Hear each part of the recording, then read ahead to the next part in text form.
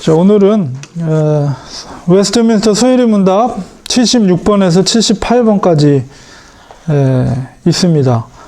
우리 살펴볼 텐데 10계명 중에서 제 9계명에 있는 말씀을 우리가 성경 말씀을 살펴보도록 하겠습니다.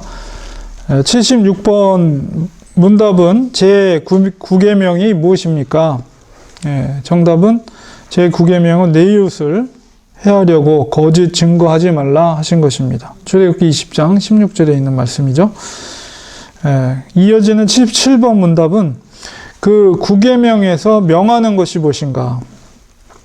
답은 특히 증거할 때에 피차, 진실함과 또 우리와 이웃의 명예를 보존하고 또 증진하게 하라는 것입니다. 스가랴서 8장 16절, 베드로전서 3장 16절, 요한 3서 12장, 잠언 14장 5절, 25절 또 요한 3서는 제가 다시 찾아서 수정해 드리겠습니다. 78문은 그렇다면 제 9계명에서 금하고 있는 것은 무엇인가? 그것은 무엇이든지 진실함에 해대는 일이나 혹은 이웃의 명예를 상하게 하는 것입니다. 근거가 되는 말씀 로마서 3장 13절, 욥기 27장 5절, 시편 15편 3절, 사무엘상 17장 28절, 레위기 19장 16절, 골로새서 3장 9절입니다.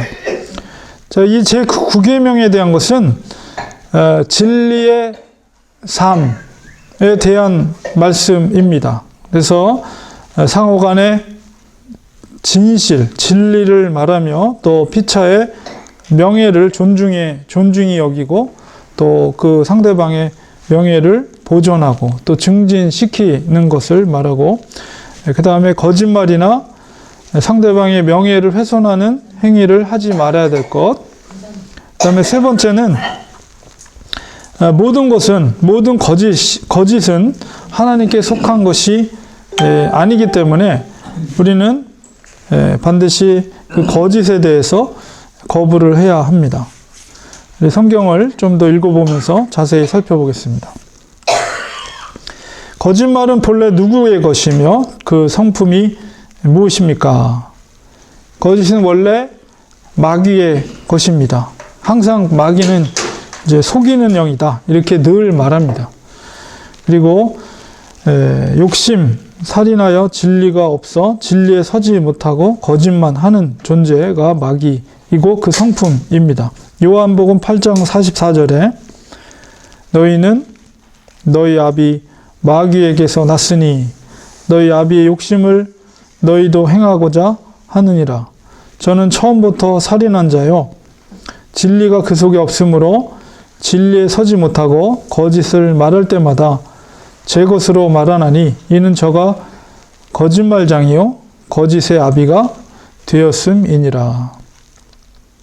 마귀의 가장 큰 속성은 바로 속이는 거예요. 거짓말하는 거. 때로는 천사로 가장하기로도 하고요. 때로는 하나님의 말씀인 것처럼 거짓말을 하기도 하고요. 자기의 존재를 또 속이기도 하고요. 그래서 마귀의 가장 큰 속성, 바로 그것은 거짓이다. 그래서 성경에 기록된 모든 죄악 속에는 이 거짓이 다 숨겨져 있어요. 그러니까 우리가 사회 현상 속에 나타나는 그 죄의 문제도 보면 다 거짓이 숨겨져 있는 것입니다.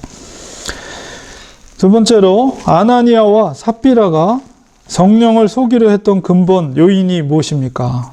아나니아 삽비라는 초대교회 하나님 앞에 유무상통하던 시대에 자기의 물건을 숨기고 그것이 전부라고 이렇게 거짓말을 했죠.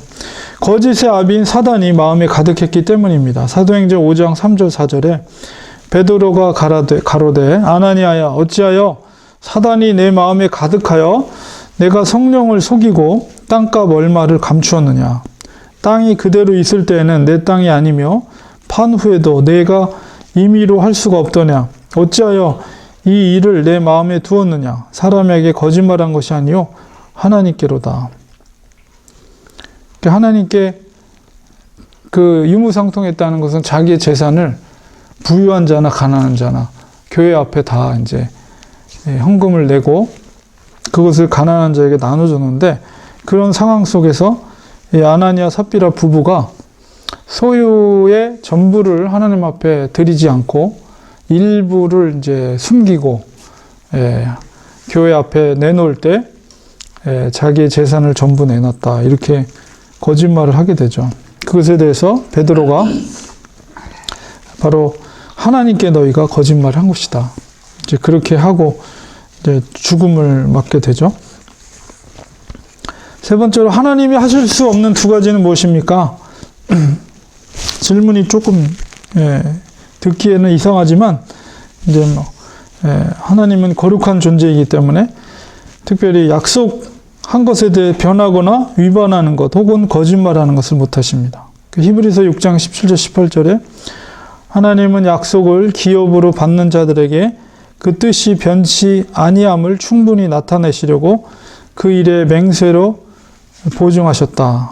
그러니까 약속을 변하거나 위반하지 않는다는 것이죠. 이는 하나님이 거짓말을 하실 수 없는, 그래서 약속을 변하지 않고 그 다음에 거짓말을 하지 않는다. 이 두 가지 변치 못할 사실을 인하여 앞에 있는 소망을 얻으려고 피하여 가는 우리로 큰 안위를 받게 하려 하십니다. 그래서 히브리서에 있는 하나님의 속성 중에서 절대로 약속을 위반하지 않고 그 다음에 거짓말하지 않는다, 하나님의 속성이죠. 그렇기 때문에 성경 말씀이 우리에게 큰 은혜가 되고 능력이 되는 거죠. 이건 이제 신약 구약이라는 것은 약속이라는 말씀, 언약 약속이기 때문에 우리가 이 말씀을 붙잡고, 왜냐하면 이게 변치 않는, 그렇기 때문에 진리죠. 그러니까 그걸 꼭 붙잡으면, 그러니까 세상의 것을 붙잡으면 반드시 무너지게 돼 있습니다. 그러나 하나님의 말씀을 붙잡으면 그 사람은 당장의 고난을 받을지 모르나 끝끝내는 승리하게 돼 있어요. 왜냐하면 그 말씀이 진리이기 때문에, 그것이 변함이 없기 때문에. 그래서 그것을 붙잡는 사람이 지혜로운 사람입니다. 디도서 1장 2절에도 영생의 소망을 인함이라. 이 영생은 거짓이 없으신 하나님이 영원 때 전부터 약속하신 것이다. 그러니까 전에도 제가 말씀 속에 설교할 때 말씀드린 드렸지만, 이 구약과 신약의 말씀은, 네, 뭐가요? 뒤에가? 죄송합니다. 아니, 없으면 괜찮아요. 혹시 있어요? 텍스트가 있으면. 하나 있을 것 같아서 제가 없으면 말 안 하는. 그러면 블랙, 화이트. 네, 죄송합니다. 이 프린트할 때 이게 뒤에가 안 나와. 이렇게 두 장이 이렇게 말려 들어가면 한쪽이 안 나올 수가 있어요. 이 성경 말씀은 하나님의 사람과 언약을 맺으시고 그것을 하나님께서 성취해가는 스토리가 이 성경 말씀이에요. 이게 언약이라는 건 그만큼 중요한 거예요. 그러니까 하나님은 아브라함을 부르시고 또 아담에게 처음서부터 약속을 하죠. 이게 행위 언약이라고 그러는데, 약속을 하고 아브라함과 약속하고 노아와 약속하고, 약속한 것을 하나님이 성실하게 그것을 수행해 나가요. 물론 사람 쪽에서 그것을 언약을 파기하지 않고 신실하게 그 언약을 지켜나갈 때 하나님도 성실하게 그 언약을 수행해 나가죠. 근데 이제 사람 쪽에서 자꾸 그 언약을 깨뜨려 버리니까 하나님은 결국은 은혜 언약이라고 해서 이제 예수 그리스도를 통해서 인간의 그 허물을 사할 수 있는 길을 하나님이 계획하시고 그것을 여셨는데, 이제 그거를 구속사라고 그러죠. 구속의 역사. 그래서 하나님께서 주도적으로 그 일을 해 나가시는 거예요. 구속의 역사를 주도적으로 해 나가시고, 물론 하나님의 순종하는 사람들을 통해서 하나님의 계획하신 구속의 역사를 완성해 가십니다. 그러나 그 일을 주체적으로 행하시는 분은 하나님과 예수 그리스도 성령님께서 그것을 주도적으로 해 가시는데, 이 땅에서 전적으로 그 약속을 100% 막 믿고 그것을 순종하는 하나님의 사람들, 그 사람들을 통해서 그 일을 이루어 가시는 그 구속의 스토리가 바로 성경 말씀이다. 그렇기 때문에 우리가 그 약속을 변치 않는 하나님의 약속을 붙잡고 가는 거죠. 말씀을 100% 내가 믿는다는 것은 약속을 하나님의 말씀으로 순전하게 믿고 믿는다는 거, 거기에 또 순종하는 거죠. 그럴 때 그 순종 속에서 하나님의 구속의 역사가 그 사람을 통해서 일하시는 거예요. 일하는 주체는 하나님이시지만 그 사람을 통해서 일하시는 것이죠. 그러니까 말씀을 우리가 믿고 그다음에 순종하는 것이 얼마나 중요한 것인가. 왜냐하면 우리가 하나님의 피조물이고 하나님을 영화롭게 하기 위해서 존재하는 사람들이기 때문에 우리가 그 뜻을 이루기 위해서는 반드시 약속을 믿어야 되고 또 믿었다면 그것을 순종해 나가야 된다. 네 번째로 제9계명의 긍정적인 요구사항이 무엇입니까? 이웃과 더불어 진실을 말하게 하심입니다. 굉장히 중요하죠. 그리고 어렵기도 해요. 우리가 정직하게 산다는 것이 쉽지가 않아요. 왜냐하면 세상은 정직하지 않기 때문에. 세상은 정직한 방법으로 뭔가 자기의 어떤 구할 것을 정직한 방법으로 하는 것이 아니라 거짓된 방법을 때로는 쓰기도 하고 거짓으로 자기를 포장하거나 숨기기도 하고 그런 방법으로 쓰는 것을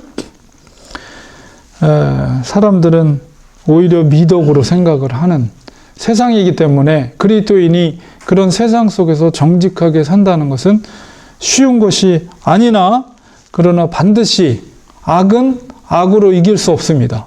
악은 반드시 선으로 이길 수밖에 없어요. 그러므로 아무리 힘들어도 우리는 정직해야 돼요.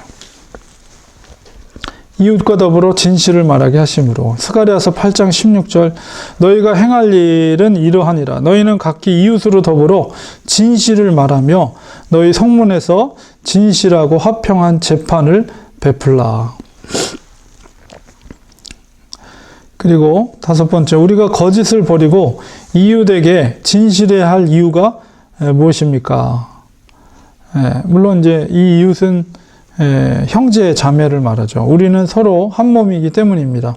에베소 4장 25절 그런즉 거짓을 버리고 각각 그 이웃으로 더불어 참된 것을 말하라. 이는 우리가 서로 지체가 됨이니라. 이것은 이제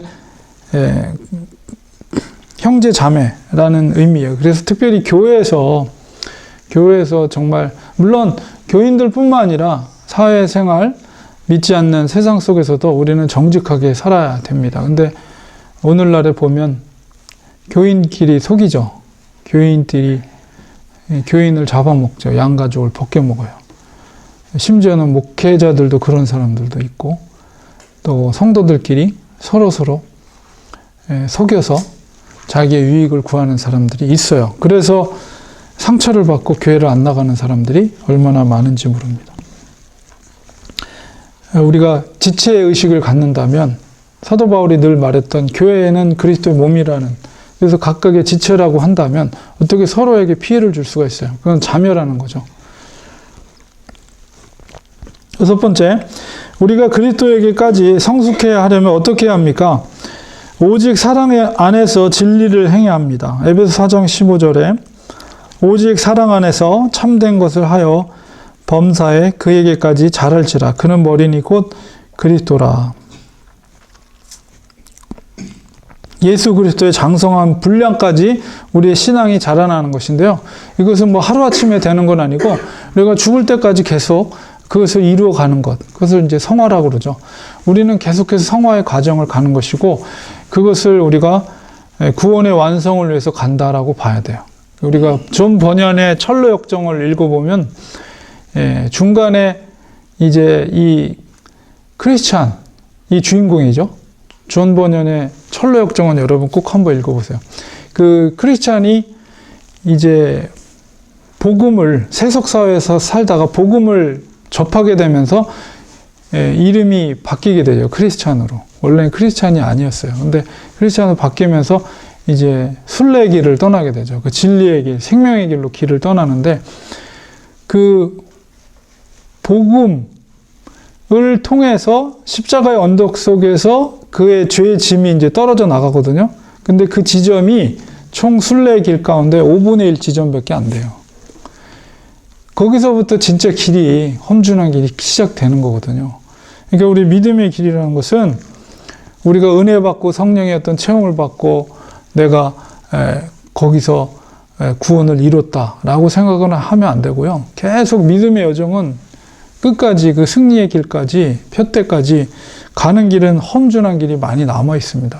그러니까 끝까지 거기를 우리가 믿음으로 극복해 나가야 돼요. 끝까지. 그래서 끝까지 그 목적지, 마지막 이제 큰 물벽 속에 그 넘어가면, 그 물벽을 통과하면 그 죽음이거든요. 물벽이.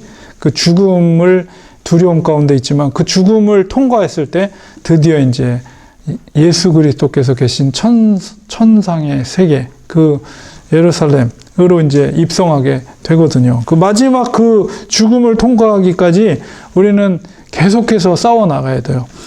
그래서 그 끝까지 예수 그리스도의 장성한 분량까지 우리는 성장해 나가야 되는 것입니다. 그래서 사도 바울은 그거를 바로 끝까지 너희들이 구원을 이루라, 그런 말을 하고 있는 것이죠. 그래서 예수 그리스도의 장성한 분량으로, 그것은 바로 사랑 안에서 진리를 행할 때 성장하게 되어 있습니다. 7번째, 거듭나지 못한 자연인과 거듭난 그리스도인의 차이점이 무엇입니까? 모든 사람은 다 거짓됨이, 그러나 그리스도 안에 새로운 피조물된 성도는 진리를 말하며 살아갑니다. 로마서 3장 4절에 그럴 수 없느니라. 사람은 다 거짓되되 오직 하나님은 참되시다 할지어다. 기록된 바 주께서 주의 말씀에 의롭다 함을 얻으시고 판단 받으실 때에 이기려 하심이라 함과 같으니라. 예레미야 17장 8절에도 만물보다 거짓되고 심히 부패한 것은 마음이라. 누가 능히 이를 알리오마는. 이사야서 63장 8절에 여호와께서 말씀하시되 그들은 실로 나의 백성이요 거짓을 행치 아니하는 자녀라 하시고 그들의 구원자가 되사. 하나님의 백성은 거짓을 행치 않는 자녀다, 이렇게 말하고 있어요. 골로새 3장 9절 10절에 너희가 서로 거짓말을 말라. 옛사람과 그 행위를 벗어버리고 새 사람을 입었으니 이는 자기를 창조하신 자의 형상을 좇아 지식에까지 새롭게 하심을 받는 자니라. 그러니까 인간의 본성은 뭐냐면 자기의 죄를 숨기려고 하고 자기의 좋은 점을 이렇게 나타내려고 하래요. 이게 자랑하려고 그러고 자기의 부끄러운 모습은 숨기려고 그래요. 그 숨기려고 하는 곳 속에 거짓말을 하고 또 자기가 자랑하려고 하는데 거짓말을 해요. 이게 인간의 속성이에요. 근데 정말 하나님의 사람들은 그런 거짓말을 해서 안 된다. 나의 죄를 숨기기 위해서 거짓말을 해도 안 되고 나를 자랑하고 나타나기 위해서 거짓말을 해서 안 돼. 항상 겸손한 마음으로 나의 부족함을 인정하고 하나님 앞에 진실된 그런 삶을 살아가는 것이 하나님의 백성이며 그리스도인이라는 것을 분명하게 말하고 있습니다. 8번째, 선의의 거짓말 혹은 하얀 거짓말이 있을 수 있습니까? 있을 수 없습니다. 어떤 형태로든 거짓은 마귀에게서 나온 것이기 때문입니다. 요한일서 2장 21절에 내가 너희에게 쓴 것은 너희가 진리를 알지 못함을 인함이 아니라 너희가 알물 인함이요 또 모든 거짓은 진리에서 나지 않음을 인함이니라. 요한복음 8장 44절에 너희는 너희 아비 마귀에서 났으니 너희 아비의 욕심을 너희도 행하고자 하느니라.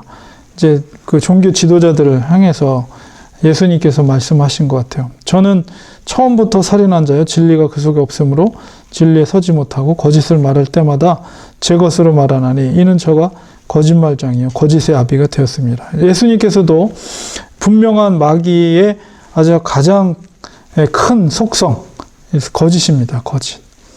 그러니까 사회에 거짓이 만연하면 그 사회는 제대로 워킹이 안 되죠. 왜냐하면 상대방을 믿을 수가 없죠. 만약에 내가 너를 사랑해 이렇게 말했는데 그 사람이 거짓말을 밥 먹듯이 하는 사람이에요. 그 사랑을 어떻게 믿을 수가 있어요? 그렇게 해서 결혼하면 어떻게 돼요? 그게 온전한 결혼 생활이 되겠어요? 그 사람이 거짓을 말했다면. 그게 뭐 결혼도 그렇지만은 사회 생활하면서 모든 관계가 그렇잖아요. 어떤 비즈니스 관계 속에서도 이 사람이 늘 거짓말을 하는 사람인데 그래 할 수 있어 이렇게 얘기했는데 그것이 거짓이었을 때 그게 제대로 이게 관계가 되겠어요? 그러니까 만약에 사회에 어떤 거짓이 만연해 있는 사회라면 그 사회는 제대로 워킹이 안 되죠. 그리고 결국 그 사회는 무너져 내릴 수밖에 없어요. 그러므로 그 속에 사회의 신뢰가 떨어지게 되고 사회가 무너지는 근간 속에 그 근간에는 마귀 사탄이 그 존재하고 있는 것입니다. 그러니까 교회도 무너뜨리기 위해서 마귀는 이런 거짓의 영을 이제 교회 사람들을 통해서 행하게 하죠. 그래서 이 사람들이 특히나 어떤 사람 한 사람 죽이는 건 간단해요. 그 사람에 대해서 나쁜 말하고 거짓말하고 나쁜 소문을 만들어버리면 아무리 그 사람이 잘못이 없어도 죄인이 되는 거예요. 그리고 나서 아니면 말고 이런 식으로 해버리면 정말 멀쩡한 사람도 바보 만들 수가 있는 그게 바로 거짓입니다. 우리가 교회에서 특히나 거짓을 해서는 안 되고 물론 이제 선의의 거짓말, 뭐 하얀 거짓말 이런 게 있죠. 그래서 그 상대방을 어떻게 기분 나쁘지 않게 하기 위해서 이렇게 하는 거짓말들이 있는데 그런 것도 사실은 바람직한 건 아니에요. 그래서 항상 우리 그리스도인들은 상대방이 거짓말을 해도 절대로 우리가 거짓으로 상대방을 대해서는 안 됩니다. 아까도 말씀드렸듯이 악은 절대로 악으로 이길 수가 없어요. 악은 또 다른 악을 만들 수밖에 없습니다. 그러니까 아무리 힘들어도 악은 선으로 돼야 됩니다. 인내하고 참음으로 악을 선으로 이겨야 돼요. 근데 그리스도인들이 어리석게 보이지만 그렇게 행하는 것이 어리석게 보일지 모르나 궁극적으로는 바로 그것이 승리하는 길입니다. 그래서 오늘은 계시록 우리 요한 10계명 중에서 9번째 계명. 그래서 웨스트민스터 소요리 문답이 108개인가 그래요. 107개인가 108개. 그러니까 이제 거의 78번까지 왔으니까 많이 나왔죠. 그래서 오늘은 76번에서 78번까지 10계명의 제 9계명에 대해서 우리가 살펴봤습니다. 오늘은 여기까지 하겠습니다.